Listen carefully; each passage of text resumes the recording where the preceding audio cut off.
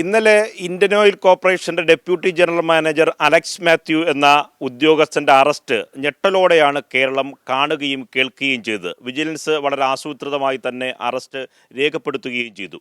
അദ്ദേഹത്തിന്റെ കടവന്ത്രയിലുള്ള വീട്ടിലും റെയ്ഡ് അതിനുശേഷം വിജിലൻസ് നടത്തി. അദ്ദേഹത്തിന് അനധികൃതമായ സ്വത്ത് സമ്പാദിച്ചിട്ടുണ്ടോ എന്ന സംശയം ഇപ്പോൾ വിജിലൻസിനുണ്ട്. ആ കേസിലേക്ക് നയിച്ചത് മനോജ് എന്ന ഒരാളുടെ പ്രയത്നം കൂടി കൊണ്ടാണ്. അദ്ദേഹം ഇക്കാര്യത്തിൽ അഴിമതിക്കെതിരെ രംഗത്തെത്തി അദ്ദേഹം വിജിലൻസിന് പരാതി നൽകി. അതിന് തയ്യാറായി എന്നതാണ് ഇത്തരം ഉദ്യമത്തിലേക്ക് വിജിലൻസിന് കടക്കാൻ ആയത്. മനോജ് തന്നെ തിരുവനന്തപുരത്ത് നിന്ന് അദ്ദേഹത്തിൻ്റെ വീട്ടിൽ നിന്ന് നമുക്കൊപ്പം ചേരുന്നുണ്ട്. മനോജ്, വളരെ ഞെട്ടലോടുകൂടി, നിസ്സാര തുകയല്ല, 2 ലക്ഷം രൂപ, 10 ലക്ഷം രൂപ ചോദിക്കുന്നു. വളരെ ആധികാരികമായി തന്നെ ചോദിക്കുന്നു. അതിൽ അഡ്വാൻസായി 2 ലക്ഷം രൂപ വാങ്ങുന്നതിന് മനോജിൻ്റെ തന്നെ വീട്ടിൽ ഒരു ധൈര്യക്കുറവുമില്ലാതെ ഒരു ഉദ്യോഗസ്ഥൻ വരികയാണ്. അങ്ങനെ ഇന്ത്യൻ ഓയിൽ കോർപ്പറേഷൻ്റെ ഏറ്റവും ഉന്നതനായ ഉദ്യോഗസ്ഥനാണ്. ഇനി അദ്ദേഹത്തിന് സർവീസിൽ ഏകദേശം 2 വർഷം കൂടി മാത്രമേ ബാക്കിയുള്ളൂ എന്നതാണ് നമുക്ക് അന്വേഷിച്ചപ്പോൾ അറിയാൻ കഴിഞ്ഞത്. അങ്ങനെ കേസിലേക്ക് എത്തിയതും മനോജ് ഇങ്ങനെ ഒരു ശ്രമത്തിലേക്ക് പോകാൻ നിർബന്ധിതനായതും എങ്ങനെയാണ്? നിരന്തരമായിട്ടുള്ള പുള്ളിയുടെ ഉപദ്രവം കാരണമാണ്. പുള്ളി 2013 കൊല്ലം ബോട്ടിലിംഗ് പ്ലാന്റിൽ, ഇന്ത്യൻ ഓയിലിൻ്റെ ബോട്ടിലിംഗ് പ്ലാന്റ് ഉണ്ടായിരുന്ന സമയത്ത് തന്നെ പുള്ളി ലോഡ് തരാതിരിക്കുകയും വിളിക്കുമ്പോൾ അത് ഫോണിൽ വിളിച്ചാൽ പോരെ നേരിട്ട് വന്ന് കാണുമെന്ന് പറയുകയും ഒക്കെ ചെയ്യുമായിരുന്നു. അങ്ങനെ ചെന്ന് കാണുമ്പോൾ പുള്ളി പൈസ കിട്ടുന്നതിന് ആവശ്യമായ രീതിയിൽ സംസാരിച്ച് 5000, 10000, 20,000 രൂപ വാങ്ങുമായിരുന്നു. എൻ്റെ നിന്ന് മാത്രമല്ല, എല്ലാ ഡിസ്ട്രിബ്യൂട്ടർമാരിൽ നിന്നും വാങ്ങുമായിരുന്നു. ഇപ്പോൾ ഒരു ഏജൻസിക്ക് ഒരു 2000 കസ്റ്റമറെ കൊടുക്കാമെന്ന് കസ്റ്റമറെ കിട്ടേണ്ട ഏജൻസി എടുത്ത് പറയുകയും അതിനനുസരിച്ച് ആ ഏജൻസിയിൽ നിന്ന് പൈസ വാങ്ങിക്കും. എൻ്റെ ഏജൻസിയിൽ നിന്ന് കസ്റ്റമറെ എടുക്കുമ്പോൾ 5000 കസ്റ്റമറെ ട്രാൻസ്ഫർ ചെയ്യുമെന്ന് പറയും. അത് ചെയ്യാതിരിക്കാൻ വേണ്ടി എൻ്റെ നിന്ന് പൈസ വാങ്ങിക്കും, എന്നിട്ട് 2000 മാറ്റും. അതായത് ഒരേ സമയം തന്നെ 2 ഏജൻസിയെയും ഭീഷണിപ്പെടുത്തുകയും സമ്മർദ്ദത്തിലാക്കുകയും ചെയ്യും. ഇന്നലെ എൻ്റെ അടുത്തുള്ളൊരു ഏജൻസി വിളിച്ചിരുന്നു. പുള്ളിയുടെ നിന്ന് ഒരുപാട് പൈസ വാങ്ങി കസ്റ്റമറെ ട്രാൻസ്ഫർ ചെയ്ത് കിട്ടുന്നതിന് വേണ്ടി. ഇന്ത്യൻ ഓയിലിൻ്റെ തന്നെ ഏരിയ ഓഫീസിൽ വെച്ചിട്ട് 1 ലക്ഷം രൂപ ഞങ്ങളുടെ അടുത്തുള്ളൊരു ഡിസ്ട്രിബ്യൂട്ടറിൽ നിന്ന് വാങ്ങിയിട്ടുണ്ട്. അദ്ദേഹത്തിൻ്റെ അടുത്ത് ചോദിച്ചാൽ അതിപ്പോൾ പറയാൻ തയ്യാറായി നിൽക്കുകയാണ്. പുള്ളി വാങ്ങി മേശയ്ക്കകത്ത് വെച്ചു. അതിനുശേഷം ഇതൊന്നും അറിയാത്ത സത്യസന്ധനായ സെയിൽസ് ഓഫീസർ സാധാരണ ചെയ്യുന്ന പോലെ തന്നെ കുറച്ച് കസ്റ്റമർ അടുത്തുള്ള ഏജൻസിയിലേക്ക് മാറ്റുകയും ചെയ്തു. അദ്ദേഹം ട്രാൻസ്ഫറായി പോവുകയും ചെയ്തു. അദ്ദേഹം ഇത് അറിയുന്നില്ലല്ലോ, മുകളിൽ ഇങ്ങനെ ഒരു ഇടപാട് നടന്നിട്ടുള്ളതൊന്നും അദ്ദേഹം അറിയുന്നില്ല. ഈ ഇന്ത്യൻ ഓയിലിൽ തന്നെ കസ്റ്റമർ ട്രാൻസ്ഫറിൻ്റെ ഒരു സാഹചര്യവും നിലവിലില്ല. എൻ്റെ ഏജൻസിയുടെ ചുറ്റിനും ഏജൻസി വന്നിട്ട് 7 വർഷം കഴിഞ്ഞു. ആവശ്യമായ കസ്റ്റമറെ എൻ്റെ ഏജൻസിയിൽ നിന്ന് അവർക്ക് മാറ്റി കൊടുക്കുകയും അവരെല്ലാം വയബിളായിട്ട് പോവുകയും ചെയ്യുന്നുണ്ട്. ഇപ്പോൾ കസ്റ്റമർ ട്രാൻസ്ഫറിൻ്റെ ഒരു ആവശ്യവും ഇല്ലായിരുന്നു. പക്ഷേ ഇദ്ദേഹത്തിന് പൈസ കിട്ടുന്നതിന് വേണ്ടി ഇന്ത്യൻ ഓയിലുള്ള മറ്റ് ഉദ്യോഗസ്ഥരെയും പുള്ളി തെറ്റിദ്ധരിപ്പിക്കും. ഇത് കസ്റ്റമർ ട്രാൻസ്ഫർ ചെയ്യണം, അവരൊന്നും വയബിൾ ആകുന്നില്ല എന്ന് കുറേച്ചേ പറഞ്ഞ് ആ മറ്റ് ഉദ്യോഗസ്ഥരുടെ മനസ്സിലും ഇങ്ങനൊരു സാഹചര്യം പുള്ളി സൃഷ്ടിക്കും.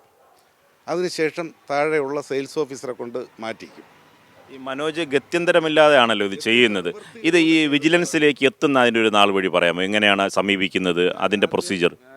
ഇന്ത്യൻ ഓയിലിൽ തന്നെ ഇത് അറിയിക്കാൻ ഒരു ശ്രമം നടത്തിയിരുന്നു. പക്ഷേ എനിക്ക് അതിനുള്ള സാഹചര്യം ലഭിച്ചില്ല.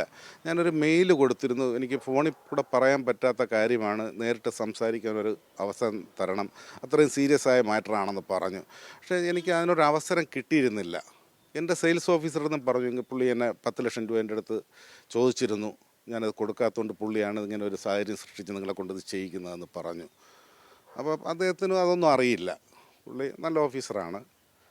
ഇദ്ദേഹം മാത്രമാണ് ഇന്ത്യൻ ഓയിലിൽ കറപ്റ്റഡ് ആയിട്ടുള്ളത്. ബാക്കി ആരും ഒരു ചായ പോലും ആരെയും നിന്ന് വാങ്ങിച്ചു കുടിക്കുന്ന ആളുകളില്ല അതിനകത്ത്. അതിനുശേഷം മനോജ് വിജിലൻസിനെ സമീപിക്കുന്നത് എങ്ങനെയാണ്? പരാതി നൽകി ആദ്യം CBI, എൻ്റെ ധാരണ സെൻട്രൽ ഗവൺമെൻറ് ഉദ്യോഗസ്ഥനായതുകൊണ്ട് CBI ആണ് ഇതുവരെ ഇങ്ങനെയുള്ള കാര്യങ്ങൾ ചെയ്യുന്നത് തെറ്റിദ്ധരിച്ച് ഞാൻ CBI ഓഫീസിൽ വള്ളക്കടവിൽ പോയിരുന്നു. അപ്പോൾ അവിടെ നിന്ന് പറഞ്ഞു അങ്ങനെയല്ല, അവർ കോടതി ത്രൂ വരുന്ന കേസുകളെ ചെയ്യാൻ പറ്റത്തുള്ളൂ, ഡയറക്റ്റ് എടുക്കാൻ പറ്റില്ല എന്ന് എനിക്ക് അറിവ് കിട്ടി. അവരെന്നെ ഇവിടെ വിജിലൻസിലോട്ട് ഡയറക്റ്റ് ചെയ്തു, വികാസ് ഭവനിൽ. അവിടെ ചെന്നപ്പോൾ അവർ ആൻറ്റി കറപ്ഷൻ ബ്യൂറോ പൂജപ്പുരയോട്ട് ഡയറക്റ്റ് ചെയ്തു. അങ്ങനെ അവിടെ പോയി വളരെ ചുരുങ്ങിയ ഒരു സമയമേ കിട്ടിയുള്ളൂ. നന്നായിട്ട് അവരെല്ലാം സഹകരിച്ചു. കാരണം ഈ 400, എനിക്കിതിൻ്റെ പ്രൊസീജിയർ ഞാൻ ആദ്യമായിട്ടാണത് കാണുന്നത്. ഒരു വലിയൊരു ജോലിയാണ്. ഒരുപാട് തയ്യാറെടുപ്പുകൾ, ഒരുപാട് കഷ്ടപ്പാടുകൾ അതിൻ്റെ പിന്നിലുണ്ട്. ഈ 2 ലക്ഷം രൂപ കൊടുക്കുന്നതിന് മുമ്പ് ഈ നോട്ട് കെട്ടുകൾ ആദ്യം വിജിലൻസിന് കൈമാറുകയാണ് ചെയ്യുന്നത്. ഞാൻ പറഞ്ഞു, എന്നെ പൈസ ഇങ്ങനെ ചോദിച്ച് നിരന്തരം ബുദ്ധിമുട്ടിക്കുന്നുണ്ട്, ഒരുപാട് ബുദ്ധിമുട്ടാണ്, നിവർത്തിയില്ലാത്തത് കൊണ്ടാണ് ഞാൻ വന്നത്. പുള്ളിയെക്കുറിച്ച് പറഞ്ഞു.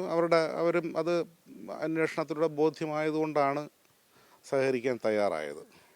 നോട്ടുകെട്ടുകളുടെ സീരിയൽ നമ്പറിലൊക്കെ രേഖപ്പെടുത്തിയ അന്വേഷണമാണ്. തീർച്ചയായിട്ടും എല്ലാം രേഖപ്പെടുത്തി. അത് അവരുടെ പ്രൊസീജിയർ അനുസരിച്ച് എല്ലാം ചെയ്തിട്ടുണ്ട്.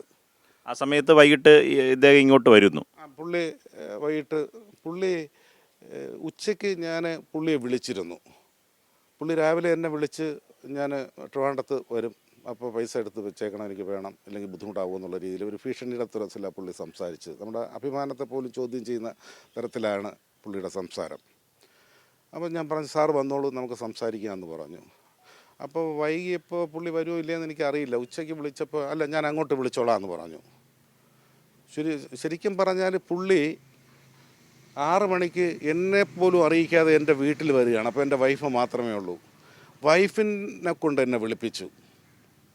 പുള്ളിയുടെ ഫോണിൽ തന്നെ വിളിക്കുന്നില്ല, വൈഫിനെ കൊണ്ട് എന്നെ വിളിപ്പിച്ചു. അപ്പം ഞാൻ പറഞ്ഞു, ഞാൻ ഇപ്പം കഴക്കൂട്ടത്താണുള്ളത്, ഞാൻ അങ്ങോട്ട് വന്നുകൊണ്ടിരിക്കുകയാണ്, സാർ കുറച്ച് വെയിറ്റ് ചെയ്യണമെന്ന് പറഞ്ഞു. അപ്പോൾ അതിന് ശേഷം പുള്ളിയുടെ ഫോണിൽ നിന്ന് പുള്ളി എന്നെ വിളിക്കുന്നു. അപ്പോൾ ഞാൻ വീട്ടിലെത്തുമ്പോൾ വിളിക്കാൻ പറഞ്ഞു. അങ്ങനെ ഞാൻ വീട്ടിൽ എത്തുന്നതിന് ഒരു 50 മീറ്റർ കൂടെ ബാക്കിയുള്ളപ്പോൾ ഞാൻ പുള്ളിയെ വിളിക്കുന്നു. അപ്പോൾ ഞാൻ വീട്ടിൻ്റെ ഫ്രണ്ടിലുണ്ടെന്ന് പറഞ്ഞു. ഞാൻ വീട്ടിലെത്തുമ്പോൾ പുള്ളി എൻ്റെ ഗേറ്റ് തുറക്കുകയാണ്. അങ്ങനെ ഞാൻ വണ്ടി വീട്ടിലോട്ട് കയറ്റിയിട്ടു. ഞാൻ വണ്ടിയുടെ ഡാഷ് തുറന്നു, പൈസ എടുക്കുകയാണ്. പൈസ എടുക്കുമ്പോൾ പുള്ളി അത് അങ്ങ് വാങ്ങാൻ ശ്രമിക്കുകയാണ്. അതെൻ്റെ വീട്ടിലെ CCTV നോക്കിയാൽ അത് മനസ്സിലാവും. പൈസ വാങ്ങാൻ അങ്ങ് ഒരു ധൃതി കാണിക്കണം. അപ്പോൾ ഞാൻ പറഞ്ഞു, അല്ല സാറേ, ഞാൻ പൊതിഞ്ഞ് തരാം എന്ന് പറഞ്ഞിട്ട് വണ്ടിയിൽ പേപ്പർ ഉണ്ടായി. ഞാൻ ആ പേപ്പർ കൊടുത്ത്, സാറേ അകത്തിരിക്കാം, അകത്തിരുന്ന് സംസാരിക്കാമെന്ന് പറഞ്ഞ് അകത്ത് വെച്ച് ഞാൻ കൊടുക്കുന്നു. പുള്ളി പേപ്പർ മാറ്റിയിട്ട് ഈ 4 ബണ്ടിൽ ഒരുമിച്ച് പാൻ്റെ പോക്കറ്റിലോട്ട് വെക്കുകയാണ്. പക്ഷേ ഒരുമിച്ച് വെക്കുമ്പോൾ 2 പ്രാവശ്യം നോട്ട് കെട്ട് 2 കെട്ട് താഴെ വീണു. അതെല്ലാം എടുത്ത് വീണ്ടും കുത്തി കയറ്റിയിട്ട് സുഖമായിട്ടിരിക്കുകയാണ്. അപ്പോഴേക്ക് വിജിലൻസ് സംഘം അകത്തെത്തി. അതിനുശേഷം ഞാൻ പറഞ്ഞു, സാറേ ചായ കുടിക്കാമെന്ന് പറഞ്ഞു. അപ്പോൾ കൂളായിട്ട് തന്നെ അവർ വന്നു, പുള്ളിയെ അറസ്റ്റ് ചെയ്യുമായിരുന്നു. വിജിലൻസ് ആദ്യം വന്ന് ഇവരെ പുള്ളിയെ സമീപിച്ചപ്പോൾ ഇയാളുടെ ഒരു പ്രതികരണം എന്തായിരുന്നു? പുള്ളി വളരെ കൂളായിട്ടിരുന്നു. ഞാൻ പൈസ ഒന്നും വാങ്ങിയിട്ടില്ല, അങ്ങനെയൊന്നുമില്ല. അപ്പോൾ പോക്കറ്റ് ഇരിക്കുന്ന എന്താണെന്ന് ചോദിച്ചു. അത് എൻ്റെ ഉള്ള പൈസയായിരുന്നു എന്നൊക്കെ പറഞ്ഞു. ആദ്യം ഒന്ന് തടിതപ്പാനുള്ള ശ്രമം നടത്തി നോക്കി, പക്ഷേ അത് വിജയിക്കില്ലല്ലോ. ഈ മനോജ് വലിയ തരത്തിലൊരു എഫർട്ടാണ് എടുത്തത്. കാരണം ഇത്തരത്തിൽ പലരും അങ്ങനെ എടുക്കാൻ എന്നെ ആ അവസ്ഥയിലേക്ക് ഇദ്ദേഹം കൊണ്ടെത്തിക്കുകയായിരുന്നു. അല്ലാതെ പുള്ളിയെ ദ്രോഹിക്കണമെന്നോ ഒന്നും ഒരു ചിന്തയില്ലായിരുന്നു. അതിനുശേഷം പല ഏജന്റുമാർ സമാനമായ അവസ്ഥയായി ബന്ധപ്പെടുന്നു. അതിന് മുൻപ് തന്നെ അറിയാം. ഞാൻ ഏജൻസികളുടെ പേര്, അതായത് റീസെൻ്റായിട്ട് കമ്മീഷൻ ചെയ്ത ചെറിയ ഏജൻസികളിൽ നിന്നെല്ലാം പുള്ളി പൈസ വാങ്ങിയിട്ടുണ്ട്. പൈസ വാങ്ങിയിട്ട് കസ്റ്റമറെ ട്രാൻസ്ഫർ ചെയ്യുന്നതിനുള്ള കാര്യങ്ങൾ പുള്ളി മറ്റു താഴെയുള്ള ഉദ്യോഗസ്ഥരൊക്കെ കൊണ്ട് അവർ പോലും അറിയാതെ അവരെ കൊണ്ട് ചെയ്യിക്കും. അതാണ് പുള്ളിയുടെ മിടുക്ക്. ഈ കസ്റ്റമർ ട്രാൻസ്ഫർ ചെയ്യുന്നതിനോ അല്ലെങ്കിൽ അതിന് തീരുമാനമെടുക്കുന്നവർക്കോ പുള്ളി ഇതിൻ്റെ പിന്നിൽ എന്താണ് ചെയ്യുന്നതെന്ന് അറിയില്ല. അവരെ പോലും മിസ്ഗൈഡ് ചെയ്തിട്ട് അവരെ പോലും ചെയ്യും.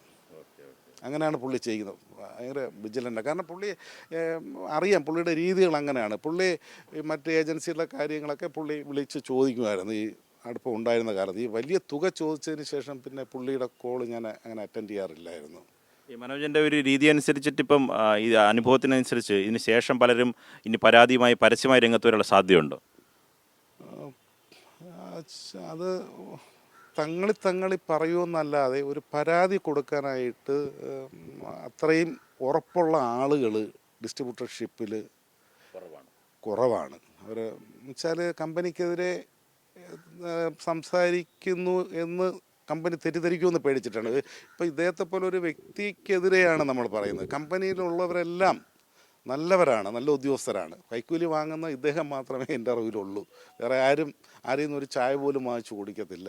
സെയിൽസ് ഓഫീസറുമായിട്ടാണ് നമുക്ക് ബന്ധപ്പെടേണ്ടത്. ബാക്കിയുള്ള ഓഫീഷ്യൽസൊന്നും ആയിട്ട് നമ്മൾ ബന്ധപ്പെടേണ്ട ആവശ്യമില്ല. ഒരു മീറ്റിങ്ങിൽ വരുമ്പോഴാണ് നമ്മൾ അവരോടൊക്കെ സംസാരിക്കുന്നത്.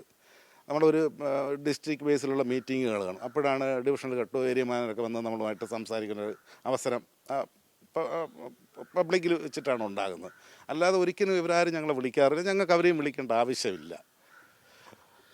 തീർച്ചയായും വലിയ തരത്തിലുള്ള ഒരു എഫർട്ടാണ്, ഒരു ഉദ്യമമാണ് മനോജ് ഏറ്റെടുത്തത്. അദ്ദേഹം ഒരു ഏജൻസി നടത്തുന്ന, കൊല്ലത്ത് ഏജൻസി നടത്തുന്ന ഒരാളാണ്. അദ്ദേഹത്തിന് ഇങ്ങനൊരു ദുരനുഭവം ഉണ്ടാകുന്നു. അങ്ങനെ അദ്ദേഹം വിജിലൻസിനെ സമീപിക്കുകയാണ്. പക്ഷേ വളരെ പെട്ടെന്ന് തന്നെ ക്വിക്കായിട്ടായിരുന്നു വിജിലൻസിൻ്റെ ഒരു പ്രൊസീജിയർ നടത്തിയത്. ആ പ്രൊസീജിയറിനെ കുറിച്ചും മനോജ് പറഞ്ഞു. കൂടുതൽ പേർക്ക് സമാനമായ പരാതിയുണ്ട്. പക്ഷേ ഒരു ബിസിനസ് സംരംഭം നടത്തുന്ന ഒരാളിനെ സംബന്ധിച്ചിടത്തോളം അത്തരത്തിലൊരു റിസ്ക് ഏറ്റെടുക്കാനുള്ള ഒരു മാനസികാവസ്ഥ പലർക്കും ഉണ്ടാകില്ല. പക്ഷേ പലരും മനോജിനെ നേരിട്ട് ഫോണിൽ ബന്ധപ്പെടുന്നുണ്ട്. നമ്മളിപ്പോൾ മനോജിനെ കാണാൻ വന്നപ്പോഴും നിരവധി ഏജന്റുമാർ മനോജിനെ വിളിച്ചുകൊണ്ട് തങ്ങളുടെ അനുഭവം പറയുന്ന ഘട്ടത്തിലാണ് നമ്മൾ മനോജിനെ കാണുന്നതിന് വേണ്ടി.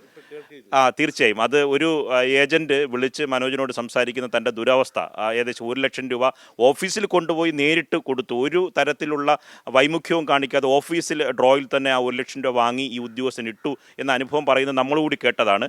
ഇത്തരത്തിൽ ഏതെങ്കിലും ഉദ്യോഗസ്ഥർ ഉണ്ടെങ്കിൽ അവർക്കൊരു പാഠമായി ഇത് മാറണം എന്നതാണ് ഏറ്റവും പ്രധാനപ്പെട്ട കാര്യം.